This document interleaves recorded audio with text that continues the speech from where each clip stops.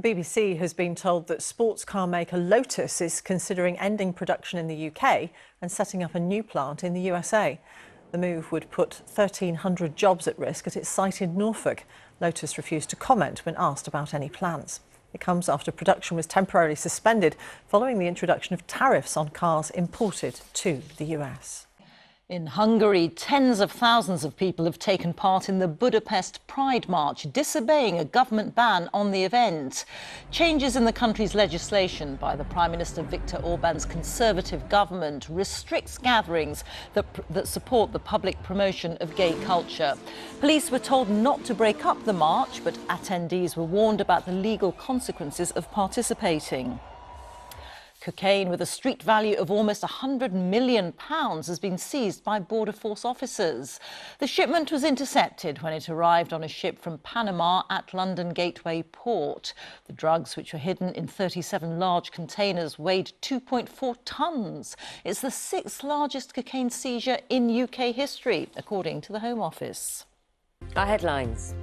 The push to persuade Labour rebels not to delay welfare changes continues after the government's climb down over the extent of the cuts.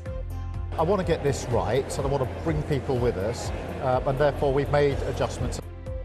The Archbishop of Wales retires with immediate effect after the publication of reports highlighting safeguarding weaknesses at Bangor Cathedral. The NHS keeps the public away and patients are seen as an inconvenience, so claims the new head of the health service in England. Good morning. In sport, 12 years of waiting is finally over for one of the biggest occasions in rugby union. The British and Irish Lions are ready to play their first match of their Australian tour against Western Force in Perth. And temperatures are on the rise. The heat wave is upon us. Today, a hot and sunny day for some of us, but the peak of the heat is expected Monday and Tuesday. Now, Jeff Bezos, the founder of Amazon, one of the world's richest men, has married the former journalist Lauren Sanchez in Venice. The event is reported to have cost around £34 million and was relocated from the city centre after protests from Venetians. The celebrations are expected to last all weekend and it's attracted many high-profile celebrities. Oprah Winfrey's the only one I can spot in that lineup. I think the pictures, the way they were cut. Okay. I think the Kardashians, some Trumps, I think, were supposed to be there as well. And Leonardo DiCaprio apparently was on the list. Yeah. Well, we were looking ahead yesterday, weren't we? Tom Ash, I imagine, was there. But, you know.